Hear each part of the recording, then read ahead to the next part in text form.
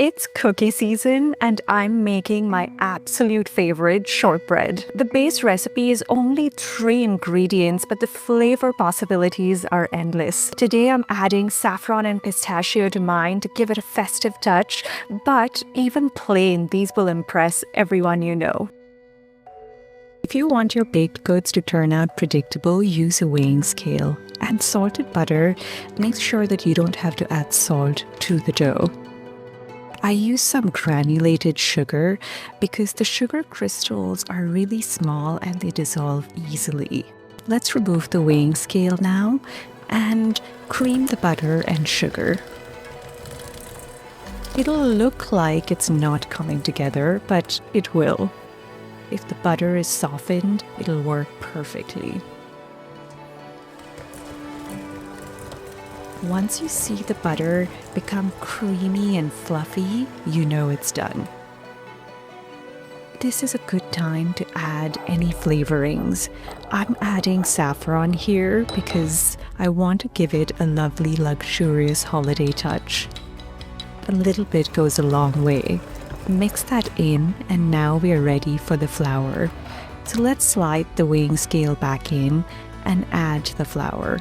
I'm using all-purpose flour because we want a soft crumble for the cookies. Now mix these till you see small pea-sized clumps. And make sure you stop midway to scrape all the butter and flour stuck to the sides of the bowl. This doesn't need to form a dough. As soon as you see these small pea-sized clumps of butter, sugar, and flour, dump it out onto a working surface and work them with your hands just to bring the dough together. You don't need to knead this dough, you just want to make sure that all the flour, sugar, and butter is incorporated. Now cover it with cling film and store it in the fridge for about 15 to 20 minutes at least. This will allow the butter to firm up and make it easier to roll.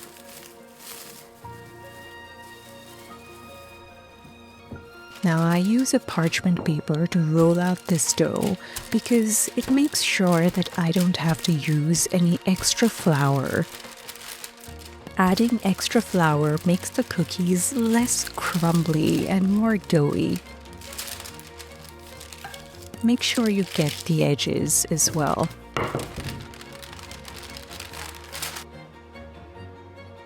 If you dip the cookie cutters in some flour, it'll make it easier to cut out these cookies and it won't stick to the dough.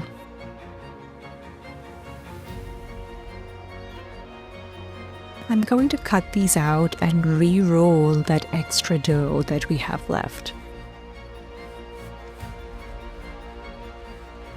Transfer the cookies onto a baking tray lined with parchment paper.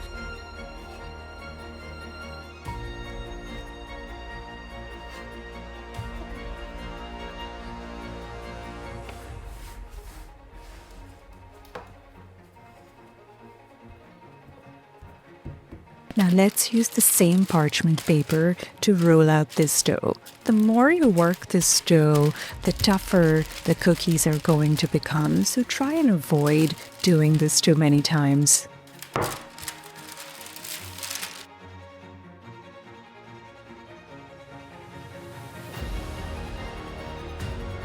Look at those little specks of saffron.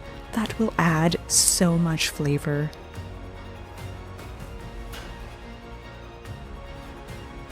Now let's take these cookies and put them in the fridge to chill just for 15 to 20 minutes.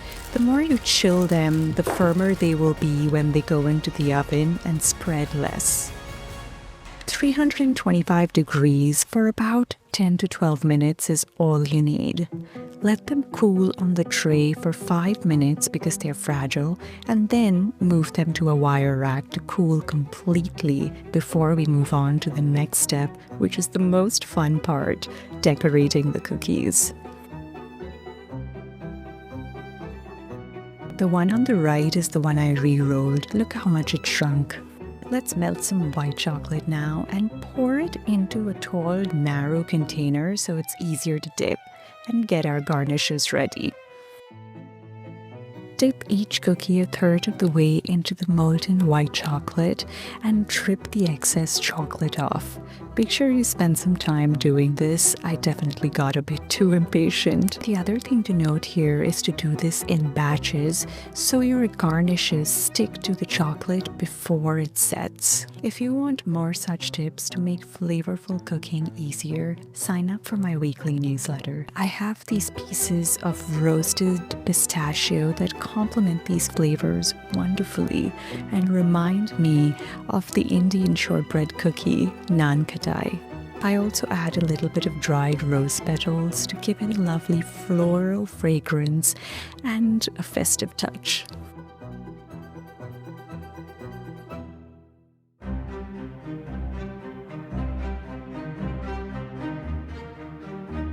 You can decorate these cookies with whatever you like, just simply dipped in white chocolate, garnished with some golden sprinkles would be beautiful and festive. Dark chocolate works well here too, and even if you wanted to leave it just plain without any toppings, it would taste just as delicious. There you have it. An easy holiday cookie that will impress everyone you know. They'll think you spent hours in the kitchen making these, but in fact, they take just under an hour. If you enjoyed this recipe, like the video and subscribe to my channel.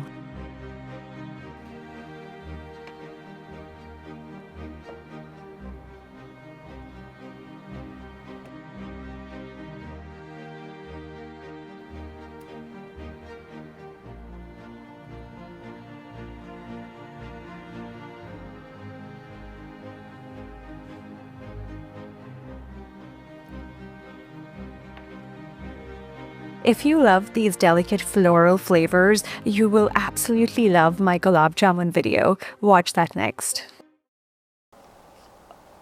What is that? From the top. Okay. We do that jazz band. Top. Like calm it down, or what is that?